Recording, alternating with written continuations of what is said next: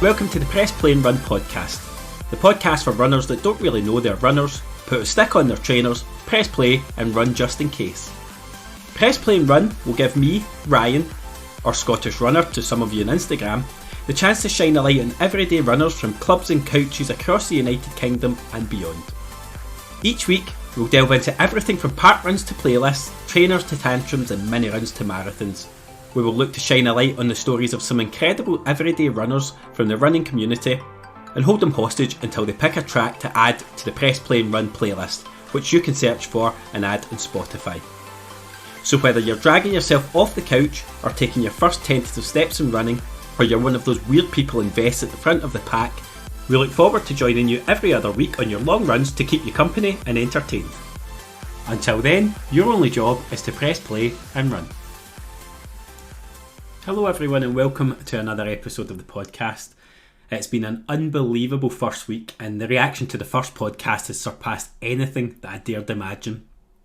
The positivity from the running community online towards Alison and towards myself has been absolutely outstanding, and we have not seen a single negative comment, which for the internet I think is a pretty rare thing these days. In fact, the only negativity I've come across has been from my actual real friends who've been contacting me in their droves to ask where this posh accent came from. So that's going to be a revelation to so many listeners that this is actually what a posh person from Glasgow sounds like. It's been a great running week as well. I've been back at Newton Roadrunners, we've been back training together. The weather has been absolutely grim, but it's been so nice to see our club mates and get back out on the road again. The speed sessions in particular have been really beneficial for me. We've had 2 since the return from Christmas, and actually I think they've played a huge part in a success for me at the weekend in my running. Anyone that follows me on my personal account, Scottish Runner, might be aware of the fact that I'd set myself a goal in 2022 of beating my park run PB and getting a sub 20 minute 5k again. I fell short of that at the end of the year by 7 seconds, which was disappointing, but I'd knocked almost 5 minutes off my time from the start of the year to the end, so real successes in there as well.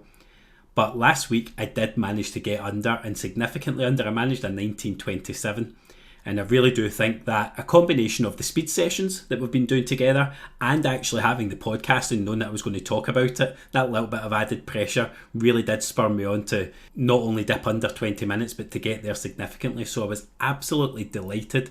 In fact, I was really looking forward to talking to anybody that would listen about my PB until my 8-year-old son Brodie managed to beat his PB at Junior Park Run the next day. So I had approximately 23 hours to bask in the glory of my achievement before the attention turned to Brodie, and he has refused to let us talk about anything else except his magnificence. So that's the real life of a runner and a father, I suppose. I'll take my win. I'll take the 23 hours of glory, even if most of them were in my own head. So on to today's show. I have a number of really exciting guests lined up over the coming weeks that have been in touch, and I'm really looking forward to getting those episodes recorded and getting them out to you.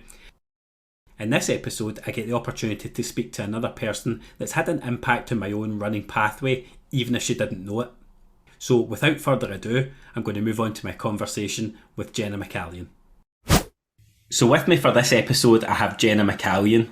Jenna's one of those cogs in the machine that you don't really see in the running scene as a new runner, but when you start to go to events, they pop up everywhere, organising, encouraging, and that's actually where I met her, but we'll get to that as we go on. So what I want to ask you, Jenna, is just to start us off by telling us a bit about your own running journey, where that started and how it progressed through to the point of UK Run Chat. Okay, so I started running probably as a teenager when I was at high school. I was higher PE, and I was the only girl that did higher PE, so I was in with all the boys, and I was basically having to do like bleep tests and things all the time. So it was pretty much just for my fitness and to prove that I was as fit as them and that I could do it. Absolutely hated it, hated running. I would love sport, anything sport related, that was fine. Anything just running, no, I just didn't enjoy it at all. I think the bleep test has ruined more running careers than it started, to be honest. It's everybody's harrowing experience of running usually started and ended with the bleep test. Yeah, absolutely. So my dad, Ryan, he was a runner. When I say a runner, he was just, he ran to work and back every day. We lived in Cambuslang and he lived ran up to East every day and back.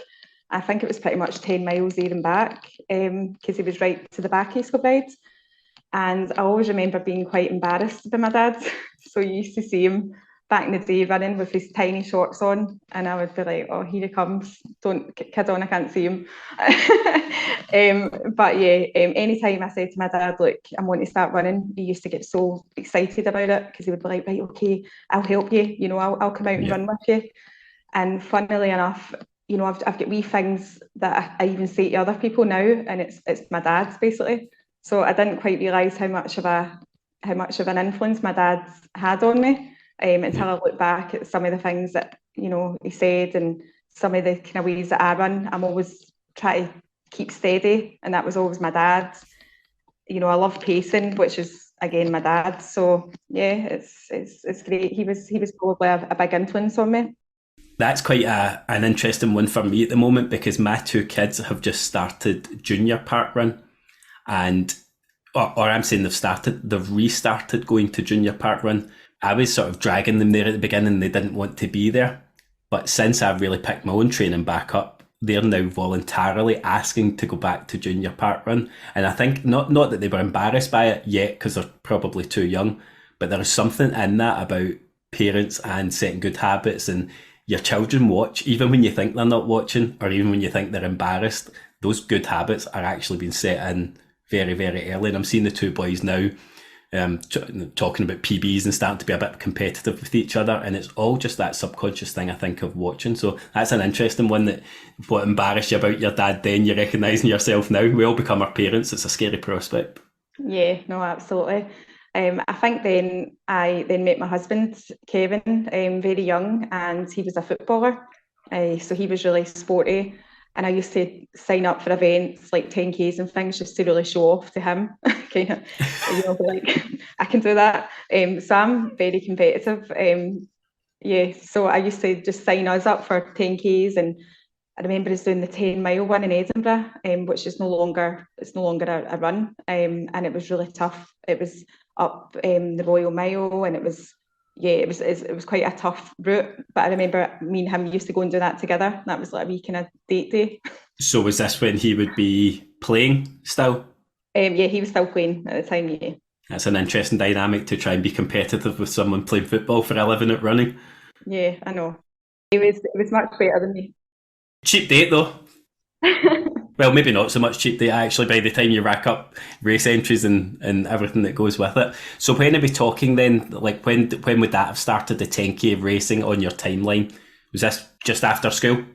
Yeah, just after school. So I was only maybe kind of 19, 20. So giving away my age here. So yeah, about 18 years ago. That's, in my experience of meeting runners, not that common that people maintain it coming out of that sort of school age, uni age, beginning work age.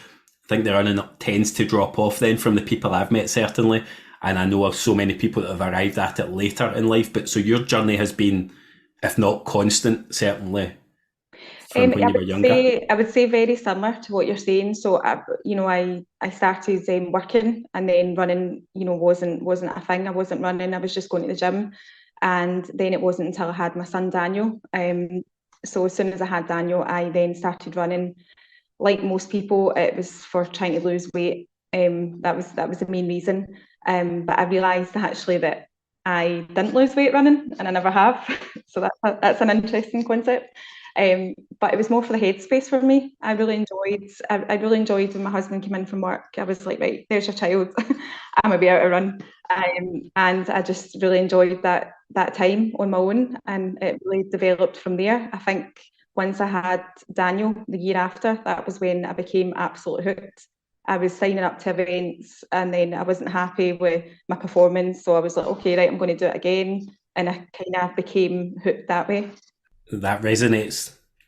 Running to lose weight is probably the main catalyst for people certainly getting into it. If you don't know anything, it's, I need to lose weight, I'm going to run. It was certainly a factor in me. I played football as well at sort of junior level and stopped and got a bad injury, and it was the weight that I was putting on that really forced me to do something. And I thought, well, I'm going to run. I used to run, so playing football, I'm going to run again. But it's an interesting dynamic. You work in an industry now, you work in the fitness industry. How many people do you see coming in, especially at this time of year where that is the main goal? Maybe you can give me an insight to this. I started running to lose weight, but it's never been enough to sustain my running. So I have lost weight running, usually because I've paired it with cleaning up a diet or easing up on drinking or whatever at the same time. But the minute I've lost that weight, my running has fallen off because I wasn't running at that point for the enjoyment of running. I was running to lose weight, and then you've reached that goal and you stop. Is that something that you see a lot with people you work with day in, day out? All the time. And it's not just with running, it's the gym. It's people don't make it a lifestyle choice. They use it as a means to an end kind of thing. And yeah, you see that all the time. It can be people joining the gym, it could be joining a class, it could be running. And as soon as they, for example, run and they do that event, that's it, they've stopped after that. Yeah. So, yeah. That's one that I want to tease out actually with different people when they come on, because I think anything that you hang that running on, even if it's your mental health, and you spoke about headspace, and again, I found myself at points in my life where running was the only thing that centres you. Very stressful job, busy life, real life getting in the way of things, and that escapism. But again, it's never been enough to sustain, because actually I was probably at my peak running 2017 when my headspace would have been the worst work-wise, with no balance in my life. So you're running at your best, everybody thinks you're flying, but it was just escaping, and it was never enough to sustain. It became actually probably feeding the negativity. I was only coping instead of dealing with those issues. So there is something I think about finding the love of running for running's sake rather than as a coping mechanism for weight or for mental health. But you, again, this is your sphere, day in, day out, probably working with people on that. Yeah.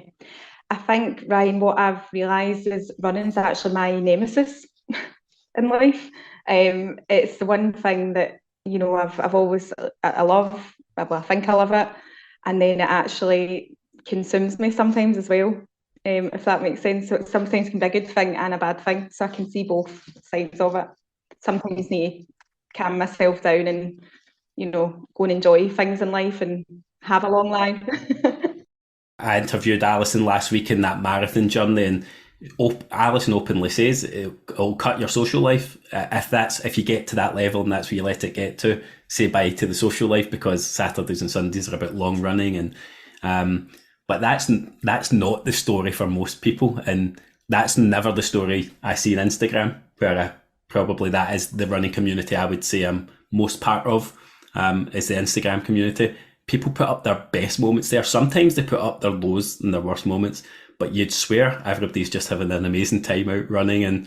But that idea of it, the nemesis, the mental battle of getting your trainers on, that's much more common than, oh yeah, I get to run in the rain today. Yeah, that's an interesting one. So when did your running then progress? So you're doing 10Ks trying to catch a footballer, which seems like a crazy idea. So when did that start to progress into becoming something where you were a part of something bigger than just your own running? I think it was I could probably put a date on it. So it was probably 2009. So again, the year after I had Daniel, I did the Great Scottish Run. I remember doing that and having a horrible time. It was me and my friends, one of my friends, and we were underprepared, completely underprepared. We'd done the 10K, the women's 10K a few months before, and we said, oh, let's go and do this half. And I am the type of person that just I'm quite spontaneous. Like I'll just do it. I don't kind of think about things too much. So I just jumped in and went, yeah, let's go and do this half. And I remember getting to about 10 miles, and it was like I thought I was going to die. Basically, I was just like, I want this to end. And then I can remember finishing that run, and it wasn't so much my time, because I think I'd done like two and a half hours, but it was more. For me, it was more how I felt, and I thought I am never feeling like that again. And then I signed up to my next half, and I managed to knock like half an hour off it. So right away, my goal for a long time was that sub 2. That was my big running goal. So I would say that's when it changed for me. That's when I became a bit more competitive, and I started running all over. I started just signing up to races all over the UK, and I even did like a 13 halves in a year, like that kind of thing, all over the UK. So I was just obsessed with it. I just really enjoyed it. 13 half marathons in 1 year as a Yeah, relatively new runner to the the new distance. runner. Yeah. I started researching running. I joined Twitter. I started stalking everyone online. That's when I became part of UK Run Chat. I was good friends with Joe Williams, who runs UK Run Chat. So I started like helping them out. So I would be one of the people that replied to you when you tweeted. So I was on the tweet deck. So I really enjoyed speaking to runners and runners' perspectives, and I was really inspired by people. I just couldn't get enough of it. So, And at yeah. that point, Jenna, when you're starting to visit races, is this completely a solo pursuit, or were you running in company? No, this was just me, just a wee bit of a loner. Talked to everyone, so I ended up meeting friends everywhere I went, and yeah, I really kind of got to know people online, and I would meet up with them at runs, and it was just like meetups. I started getting involved with parkrun at this point as well, and it was a Toll Cross Parkrun in Glasgow was where I used to go, and the team there were fantastic. Still, some of my really good friends, and I met a lot of great people there. So that gave me that wee kind of Saturday goal to be going to parkrun, and yeah, that was kind of where it started. I mean, that there's a masochism coming through here, a theme, because 13 half marathons when you're not particularly experienced in a year screams somebody who likes to punish themselves, and then running Toll Cross Park Run is a sign of insanity. That is actually my local, geographically the closest park run to me. I've run it twice, and I've been running since 2017, and there's a reason I've only run it twice. Those hills are brutal. Yeah. It's a great, really challenging park run, great people, but oh my days, when you've been used to running something flat, that's a tough one. Yeah, I'm a good 2 minutes slower there than anywhere else. I just can't seem to break it. No, Not I'm very the good in same. hills. I thought I had a really good run 2 weeks ago when I ran it, and I looked at my time and it was easy 2 minutes slower than I Yeah. thought I was running. It's such a hard. If you ever fancy a real challenge though, building hills into longer runs and doing park run, that is the one. It's actually really nice as well. It's a nice park to run in. Yeah. But I don't know, it's a mental block for me now because I know I'm going for basically a hill session dressed up as a 5K. 100%. But the people are great. Yeah, and that's what keeps us going back, isn't it? As the Yeah. people. I use it as a whole session in my own training, so to try and sort of adjust what you were saying, so that I don't start resenting it and hating it so much. I try and use it as a hill session. So I try not to go there every week to do a park run. I'll use it maybe once a month or so, or if it's in a training block, or I'll maybe do it then. I do need to. That's one of the things from doing this podcast. It's forcing myself out of the habitual stuff, running Strathclyde Park every week because it's flat and but I've had 70, 80 efforts on there. Wow. It's time to start moving out and trying some other ones. I've had a handful of tourism, but there's so many good park runs out there and ways of meeting people. So hopefully I get more of a chance. I will come back to Toll Cross. I'm not going to leave it as long as like the 5 years this time. I'll go back in maybe 2.5 and work my way round to it. So UK Run Chat is obviously a massive running account. Do you know, it's not something I was particularly familiar with until I was speaking to you about doing this and you told me about it. So I went on and had a look through the week. Huge following, very, very busy, active platform across all social media. Your profile's obviously building as well. People know you. What does that lead on to? It then started leading on to me meeting people at events, all your kind of big names like Great Run, for example. And then that started me pacing. So that was when I started being a pacer for Great Run. So it started off with the women's 10K in Glasgow, which is no longer here, unfortunately. But yeah, I used to turn up as a Duracell bunny with my wee bunny ears and my tail and pace the women in Glasgow. So funnily enough, that's how I first actually saw you on social media. I think that's when I first saw the profile. And that's where you always popped up. I actually thought you were born with a flag sticking out your back for a while, because every time I saw you, you had one of these massive flags with the time on it. Pacing is not something I've ever done in a race of that size. I've done park run. That feels like enough pressure for me because, people's PBs are often hanging on pacer Saturday. I do love doing it now because I've got more regulation. How did you cope with something like that as relatively early in your running as you were? So one thing that I have identified about myself is I can stick to a pace. So if it's within my range, right? So if you said to me, right, Jenna, we're going to run a 9-minute mile tonight, I'll pretty much guarantee you that I will be 9 minute or thereabouts or 9 minute a second out. So I established pretty early that it was the one thing that I was good at. I've never been a natural runner. I don't really have any pace. I don't have a sprint in me. If you paid me, I couldn't sprint. But I can certainly hold a good cadence, so I can stick to the same kind of pace, if that makes sense. So that's my favourite type of running, actually. I love that running. Just running that you can comfortably. You're picking your pace, comfortable level, and you just keep going. Just chatting away to the world and taking it all in. Just so you know, I would never say we're going to do 9 minutes a mile because I work in kilometres. I'm one of those people. So if I said that to you, I'd spend the whole way around doing mental maths, which is also not my strong point. So I actually had to change to miles, Ryan, because I used to run in kilometres as well. But when I started pacing half marathons, I then had to start doing miles because I had so many different people saying to me, Pacer, what's your time? And I'm like, oh, okay. So I was having to try and convert it as well and do the mental maths. So I changed to miles at that point. So I changed to miles at the beginning of the new year because I'm going to be coming into this marathon training block in the next few weeks. But after every run in Strava, I have to go into my settings, convert back to kilometres to see what I actually did. I'm running without a clue what pace I'm doing. So I'm fine at the club runs because there's always somebody there telling me what we're meant to be doing. Out in my own, not a clue. I could be sprinting, I could be jogging. I just don't know what it means. So that's going to take some getting used to. You'll pick that up in no time. Everybody tells me I won't go back once I do it, but I don't know if 5k feels natural to be in kilometres. A marathon, I understand why you don't do that in kilometres. It's far too many of them. So we move from that pacing scene, which I know you're still doing. Is that right? Yeah. Hopefully again this year. I'm just waiting in word. You did the Great Scottish Run. Great Scottish Run last year, and actually, the half. So we had a wee break because of COVID. So it was really nice to get back again. I did the Great North Run the year before down in Newcastle, and that was an alternative route. So that was quite a challenge, actually. I found that pace and roll extremely challenging because my GPS was all over the place. I could not get a signal. You told me something that made my jaw almost hit the floor when we were speaking. How many half marathons do you reckon you've done? I've done over 100. So I've lost count over 100. So I think I counted over 100 about 2017, and then I've done a few since. So yeah.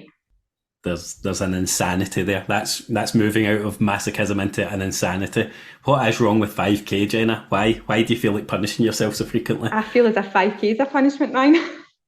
Well, it is, but it's over much more quickly. So is a half marathon for me, but the 5k, I've got something in my head that I know it's over in so many minutes, and that's me. When I got to know your profile, which was fairly recent, you've been quite a big reason in me joining a running club. I met you in person at the Bodwell Scarecrow Festival 5k, which for anybody not aware of it is a very much a community-based fun run. Runners of all ages, all stages, all experiences. There's a 5k and a 10k, and it happens in and around, is it September, Jen? Is that when I would have met you? At that point, I had been in a real dip with the running and I was barely running. I was looking back at Strava. At that point, I think I'd had about 4 runs in 5 months. At that point, had completely lost my way with it coming out of COVID. Had been doing triathlon. All the swimming pools were closed. Couldn't get back into the groove of training at all. And it was one of my athlete triathlon club member friends, Gavin. He lives in Bodwell, who'd said, come and do this, see if we can get back into it. I trained, I think, for about a week, 2 weeks. I had a few runs and got back into it. And you were doing the warm-up. Yeah. How did that come about? What's your involvement with that organisation, or who did you know? It was actually Newton. So it was actually Pete that you probably meet through Newton, and Joanne, the now president of Newton. So Joanne's one of my friends, and she'd messaged me saying, look, they're looking for a warm-up. I'm a gym and fitness coordinator. So I basically... I teach a lot as well, so that's just something that I kind of do day in, day out. So I was like, yeah, I'll do it, because I've got loads of speakers that I can bring. I'm sure I can talk my boss into borrowing me some equipment. So it was pretty much just that. We were just trying to help them out.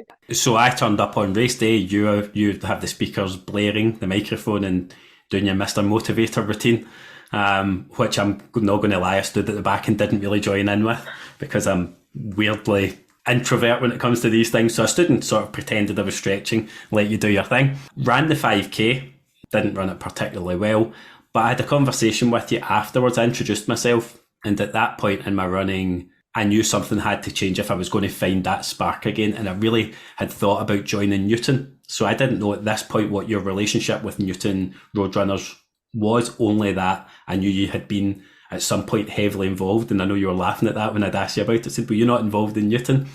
So we had a chat afterwards. And I think by my memory, I was knackered, but you made me buy you a coffee. I don't know how that works. Oh, that's when I'll you down. You keep saying that, but it's never actually going to happen. I don't think. I feel like I've been bumped for a coffee. But you were screaming yourself hoarse on that day at all the people coming round the finish and the encouragement. And were you on your own, or was there more people from Newton at that? Yeah, no, there was quite a few of us. There was a team. So there was a team actually organising from Newton. So yeah, Joanne, Pete, the guys with Craig, they were all organising, and I just probably do what I always do, which is I can't help myself. And I just, when I see runners and I see people pushing themselves, I need to get involved. So yeah, I was just there, just come on, you can do it. And it's my job, so I can't help it. So it was that conversation then and meeting you, and we only spoke for 5 minutes. For me, that I got a good vibe for probably what the club is about in terms of the welcome of it. And I probably, to other people, to my friends, they think I'm a serious runner. To me, I don't consider myself a serious runner whatsoever. I run 5Ks, I get faster, then I get slower, then I don't train, then I do train. I'm on off. I was worried about going to a running club where I thought it was all athletes, all super dialed into what they're doing. I took the plunge after speaking to you, thinking that the vibe might be right for me, and I've not looked back. It's only been a few weeks, but the welcome I've had from all those people that you've just mentioned, actually by name, they're at the front and centre. They have welcomed me in. It's been fantastic. So I want to now flip you back, because what I later found out, me saying to you, were you something to do with Newton Roadrunners, is that you started Newton Roadrunners. So can you talk me through when that happened, what the catalyst for it was, and the steps that you took? Because I'm sure there are people out there that are clueless when it comes to formation of a club or even club running. Back to UK Run Chat. So again, I went to Joe Williams, who runs UK Run Chat, and I said to Joe, look, I just love what UK Run Chat's about, what it stands for, the community. I think I could maybe set up something in Glasgow, because I've got so many people that I've met from Glasgow through UK Run Chat that I think we could all just run together. And he was kind of laughing and stuff, and he was like, right, okay, well, let's do it and let's go for it. So yeah, so that was it. So we started the kind of putting the planning in place in 2015. I was already a jog leader and I wanted to become a coach in running and fitness. So I started applying to athletics to do that. So I was doing all my coursework, my CPD, all of that kind of stuff. And I thought, right, okay, I'm just going to go for this. I'm just going to promote it, and there's no time like the present, just get it out there. And I had 50 people turn up to the Newton Arms on the first night. My amazing husband bought us all high vis out his own money, because I went to him and said, look, I need vis, I need to keep people safe. So he bought us that, and I went to Stevie and Sandra at the Newton Arms and told them, look, I really need somewhere for us to run from. I need somewhere that people can access toilets. And they were like, come on in, Hen, we'll get you tea and coffee every week. And I was like, no, you don't need to do that. And they were like, no, we'll do that every week. And I said, no, guys, we're talking 50 people here. Is that okay? And they were like, yeah, we'll do it. They still do it. And for anybody that doesn't know, the Newton Arms is a pub in Newton. So from what I've seen of the club's social media, it's quite an apt setting, the drink as well as the run. Yeah. But the Newton Arms is the central hub of the club. It's where the runs set off from and finish at. So just in case anybody is not familiar with the area. So you've got two people who have welcomed you in with open arms. You've got 50 in your first night. Where does it go from there? It was crazy. I couldn't actually believe it. It was growing that much that I couldn't keep up with the growth, basically. I'll never forget the people that helped me. So people from other clubs in Glasgow. So Paul Collins, for example, Garskew, he's well known in the running community. He came and actually coached with me because he realised, there was too many people for me to coach, properly, safely, effectively. Paul Collins, Colin Thomas, who's Bella Houston Harriers, he's known as the marathon guy. He again was amazing. He came and set up sessions for us. He did talks for us. He just did loads of things to help me because me and Colin were actually coaching together. We were doing a coaching run and fitness at that point together. And I kid him on now and say that I helped him pass. So yeah, if it wasn't for me, he would never have passed. But anyway.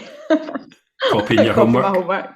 He's a phenomenal runner, by the way, and sports physiologist. You should speak to this guy. So we had Paul, we had Colin, and then Cambuslang Harriers were great. So Simon Gold, who's a good friend of mine, who still takes a Monday night session. So Simon was kind of helping with the Monday nights as well. So I had so much help from people in the running community to make this successful for me, Ryan. And then it got to the point where everyone, there was people in the club that were showing real kind of potential and coming to me and saying, look, I'll do my job leader course. I can help you out. And that just started happening. So initially that was like Joanne, Joanna, I'm trying to think back, Shona, Peter, just all Jonathan. So it just went mental. But so you're in a relatively early stage of the club. What was the year of the formation? 2016. So early 2016. So it's a relatively young club in terms of a running club with affiliation.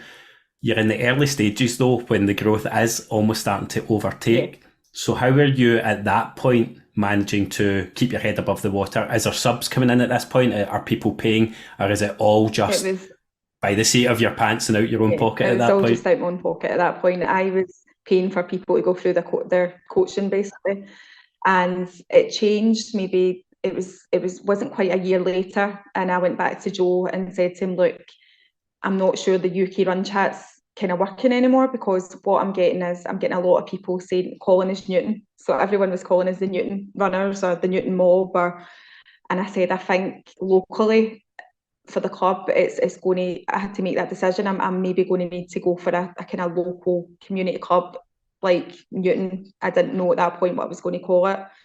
And he was great. He was like, look, Jenna, you've done all this, so go for it. Do you know what I mean? I wish you all the best, and anything that you need, just let me know. So we then decided I was going to call it Newton Roadrunners.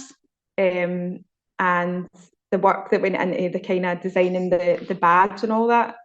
So this is quite interesting actually. So I don't think people really know this, but the badge, the yellow badge, is actually Joanne. So that's meant to be Joanne as the female, who's now the president of the club, yeah. And the male is Chris Carr, who's still a member. So I used Joanne and Chris as my kind of people in this badge, because they were two of our fastest runners at that time, and we used to use them as a kind of, right, okay, catch up with that ponytail. So we used to use Joanne, catch up with Chris. He's your marker. And we used the tractor, to represent Newton Farm, it being farmland. Yeah. So it was all of that part that was a great time, because that was so exciting, with that kind of transition and from UK Run Chat into Newton Roadrunners and standing on our own. Something new emerging. And I am aware that a lot of people won't even know where Newton is, because I live very close to it, and I didn't really know where it was at the point, but it sort of sits in between Blantyre and Cambuslang. Yeah, that's right. And Uddingston, right in the middle of that triangle there. So it's small. Newton is not a big place. It's small, predominantly housing estate. Yet the membership keeps growing and growing and growing. So that'll be people like me that are not from Newton starting to come in as well. But how important has that become, do you think, in the hub of, especially for a small business like the Newton Arms as well? Obviously everybody's coming there. it must be having an impact. Do you know the impact it's had in the community? I think it's had a massive impact in the community, because when we then went for affiliation in 2019, we were known. Scottish Athletics knew exactly who we were, and they were happy to sit down and chat to us about that next stage. They'd seen our presence, at events, and it was pretty much the constitution for Newton was written for it being a community club and for it being a welcoming club for all abilities. And I think that's something that we really kind of tried to get out there. And I know it's made a huge difference in the community. You only need to drive through Newton and you just see the yellow everywhere. Yeah, and I can hand on heart say, having only been a few weeks in, so you don't have a particular horse in the race, the club are still living that constitution and still living those values, because it's such a welcoming place, not just for myself. I've joined with a crop of new people that obviously come in at the beginning of every new year, and this is what I keep trying to stress. I was trying to talk my wife into joining, but she's reticent to. She doesn't again see herself as a runner and thinks everybody's going to be really fast, and so you're starting at that building block again. But there's runners of all abilities, all paces. It doesn't matter. Every run begins with a good friendly chat, some banter, finishes the same. You start together, you finish together. Yeah, 100%. So what you built then has been taken forward by Joanne, by the jog leaders, by the club members, and still lived, which must be satisfying for you. Yeah, it's the hardest thing. One of the hardest things in my life that I've ever had to do was leave Newton. It was a big, huge decision for me. It was like my baby, basically. So having to kind of decide to move on from that was something that I've always been worried. Is everything going to be okay? Am I going to regret it? I'm moving forwards. Like it's been a tough decision for me to do, but I wish them all the best, and I think they're in really capable, brilliant hands. And Joanne, she's a strong character, and she'll lead them on to great success. Joanne is somebody I would like to get on the podcast when it's coming back up to the next Newton Road race. And to talk through a wee bit about what goes into that. So hopefully we'll get her on. I've already started nibbling away at her and runs as I'm chasing the ponytail, shouting that I'm going to get her to come on and speak about it. When did that happen for you, stepping away? Yeah, it was actually during lockdown. It was so lockdown was really tough for us because Scottish Athletics were obviously giving us our guidelines, and people weren't all at the same stage with how comfortable they felt with running. It was just a tough timeline. So I was sitting doing the routes and things and trying not to let people pass each other. We were having to get into groups. So we were actually having to divide our club, which was something that we were always about, inclusivity and being together. And then we had to divide us all up into groups. So it didn't sit well with us all. Do you know what I mean? So it was just quite a challenging time. And then my job just became a wee bit more intense. And so because I'm in fitness and I work for an authority, we weren't off for work. And, during lockdown, we were just put into a different role, basically. It just put me in a different kind of path, I felt. And I just felt like Newton had been such a positive success story, and I just wanted to end in that high for me. Yeah. So. No, and I think you've left it in safe hands. It's always going to be difficult to walk away from anything like that you've grown, and I've had that in different spheres outside running where you're part of something, growing something, but there does come a point when it outgrows you, you outgrow it, or circumstances dictate that it... But the longevity of it will be the proof in the pudding. That's something that I think, will always be able to look back on. If that can sustain, and certainly sustain the values, then you've done something lasting that's well worth doing. When I was having a wee Instagram stalk, as I do before I speak to people, what I did see was that one of your aims in the beginning was to promote running for women, or give women a safe space to run. This is an issue that, having worked in schools, that's my own background previously, and with my wife, it's something I'm quite passionate about. I've got a niece who lives next door to me that I'm trying to get into running as well. What has the club brought in terms of giving a platform for women to run, and why did you feel that was something that was an important aim and an important driver? Yes, so the club has basically brought safety for women in Newton, so they feel that they can go out and they're safe, they can run routes together, they're getting familiar with routes, and the friendships that have been built through that is it's unbelievable. It's I think other clubs, and I look about and I see other clubs and I see what they're doing. I really think that that's where a lot of clubs can fall down. It's not me criticising them, it's just an observation. I feel as if there's a lot of elitism in sport, as we all know, and it can go right down to grassroots. I just feel like Newton, we try to make it different, we try to make it inclusive, we try to get women out running together, form friendships, and just basically have somewhere safe that they can feel safe and feel part of. And I think that's what we achieved. I think that's one of the single biggest barriers, and it's something I've wrestled with and actually spoken to quite a few people on Instagram about it, about what role you can play. And maybe this is the platform where I can do something for it, because it's very difficult to think, how do I proactively change that? But I speak to my wife, who is a bit of a fair weather runner, and doesn't need much excuse to say, I won't bother tonight. But the single biggest barrier to her running is often doesn't want to run at night. Yeah.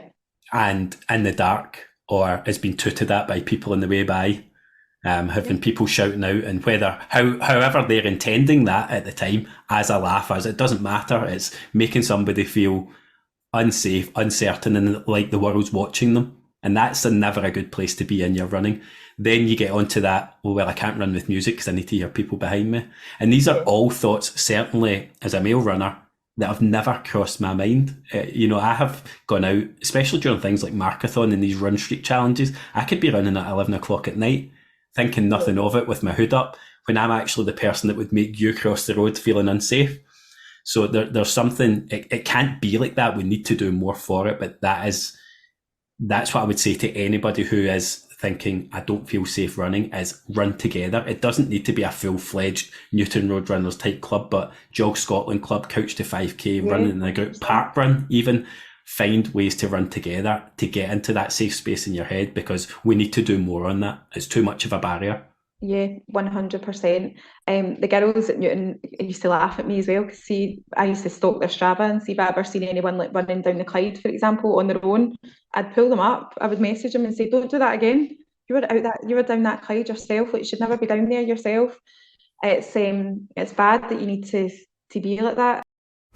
Through this chat, you've got UK Run Chat, you've got the pacing, you've got Newton Road Runners, you've got the Bothell Scarecrow Festival. These are all things where you give a piece of yourself to something else. Do you run for you, or do you get more from helping others? I would say it's all about people. I have always said for years, all my life, that anybody can run. And people think you can't run. They think you need to be a certain shape. They think you need to be a certain way. And I just want everybody to know that they can run. You can teach yourself to run. Everybody can do it. And I've just been wanting to kind of give that message out to the world, basically. That's what it's been like. But I'm like that with fitness, and that's why I do fitness. I live and breathe. I love it. I think being active and being fit is the best feeling in the world. There's nothing better. And if I can encourage everyone to do it, anyone that I meet, then that's what I'll continue to do forever.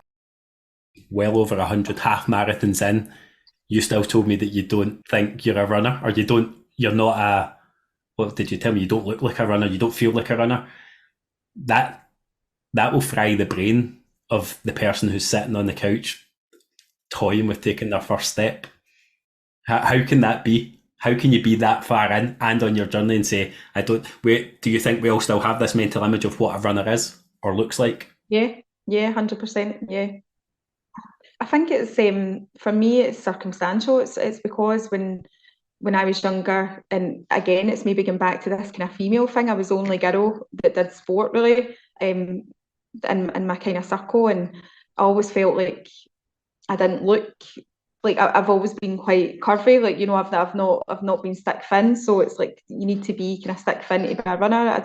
So it's maybe just a bit, it's my own kind of mind that's my own challenges, my own mental challenges. But yeah, I I don't know if that will ever change. I don't know if that will No. ever change. I'm always trying to look to the new challenge.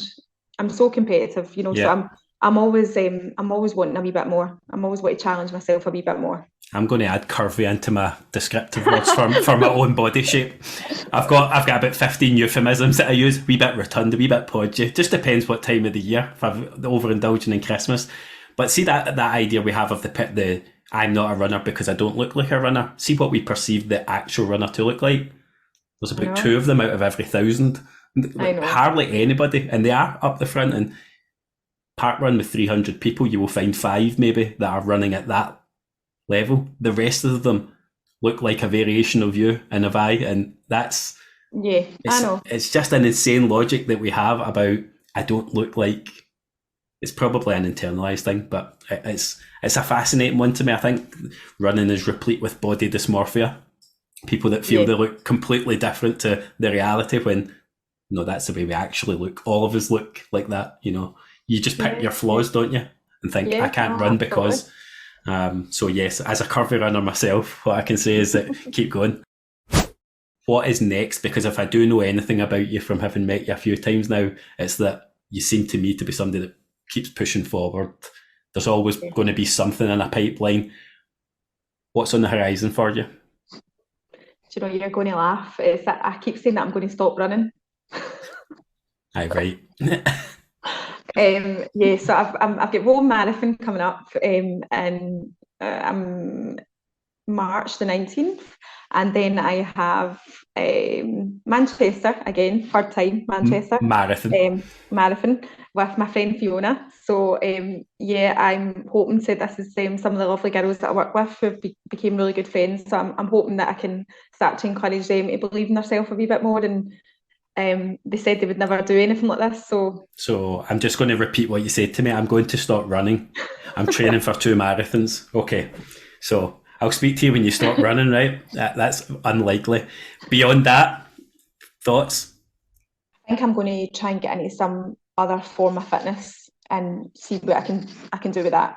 I'm around such amazing, inspiring, fit people every day, and they keep saying to me, Jenna, see if you can just kind of calm down the running a wee bit, we could really do something good here. And I'm just like, okay, I will, and then I just sign up to another marathon, and then that's me. So I don't know. I don't know what's next, but it'll definitely be something. Yeah, well, it'll definitely be something. I think that's a good note to leave it on. Knowing you as I've gotten to know you a bit, it'll be something, and it'll be something worth watching. So I want to finish off on a bit of quick fire questions, and I didn't share all of these with you. I just want you to give me first instinct, so it's not for overthinking. Okay. Are you ready? Yeah. Are you sure? Yeah. Favourite running shoe of all time? Brooks Ghost. Favourite training route? Dumbarton to Glasgow Green. Best running related book or podcast you've read or listened to? Juliet McCracken, Dr. Juliet McCracken Sorted, and it's because I'm featuring in it. There was shameless self-promotion. Proudest running moment? Proudest running moment? Oh, London Marathon 2019. Worst race or running experience? London Marathon 2019. Ultimate post-marathon meal or drink? I did York Marathon this year, and I had is it butterbeer? Harry Potter. I was going to say, is that not Harry Potter? Yeah. Yeah, because you've got the what do you call it? The alley down at Diagon Alley. Yeah, yes. So that's when I was down in York, and that's what I had. I had a butterbeer. Out myself as a closet Harry Potter fan there. Thanks for that. Run with or without music? With if I'm training, and without if I'm racing. That's 2 out of 2 that have said that. Best ever single piece of running advice you've been given or could give? If in doubt, pace it out. Oh, that could be a t-shirt. Favourite park run? Strathclyde. Why? It's just all the people, and it's flat and fast. I was just going to say she's lying. It's because it's flat. Finish this sentence. I press play and run because I love the running community. the last thing that I ask guests to do. We have a Press Play and Run podcast on Spotify that we will add to with each episode, where the guest adds the one running track they couldn't be doing without on their running playlist. So I've put you in the spot because I'm terrible podcast host and forgot to tell you I was asking. So what would it be? It will be the Jam Down in a tube station at midnight, which will surprise a lot of people. That's my track. That is certainly not what I was expecting. This playlist is going to look like it's schizophrenic by then, because everybody's picking things that you wouldn't expect. One more I wanted to ask you. Tell me one inspirational Instagram profile you never skip by. Do you know, you're actually going to think that this is a setup, but it's probably your Alison Jardine from last week. Oh, there you go. Yeah, so that was a tough, by the way, that was tough, me coming on after her, honestly. That was a tough act to follow. Yeah. Actually, since last week, the local paper have contacted her to interview her about her story, the Tokyo Marathon, the 6-star finisher medal, and she managed to have a really bad fall training again. So she's lived up to the billing of the show. She's covered in cuts and bruises. But even more pleasingly, one of her friends got in touch, a non-runner, to ask if she could run parkrun with her on Saturday, her first ever run, her first parkrun. So, you know, we're doing our job. If that's the case, and we can do that. But it is a good profile. Well, all that's left to do then, Jenna, is to thank you and to close out the show. So I am going to link your Instagram profile in the description of the show, which is All the Fitness She Runs with underscores. I'll link my own Instagram account. I will link again to Alison's profile, although that's linked in last week's show. And I am also going to recommend the book that you not only recommended, but feature in.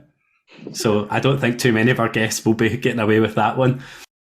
And all that's left for me to do, Jen, is to say one final thank you for your time today. It's been an absolute pleasure to speak to you. You're welcome, Nine. Thank you so much. It was great to chat to you. Thank you to you, the listeners, for joining us for another episode of the Press Play and Run podcast. You can really help to support the podcast by subscribing or following on your podcast platform of choice and by leaving a review. Don't forget to follow us on Instagram at Press Play and Run Podcast and to add the Press Play and Run playlist on Spotify. We'll be back every 2 weeks with new episodes, and please be sure to keep an eye on our Instagram page to find out which guests will be joining us. Until then, keep getting the trainers on, press play and run.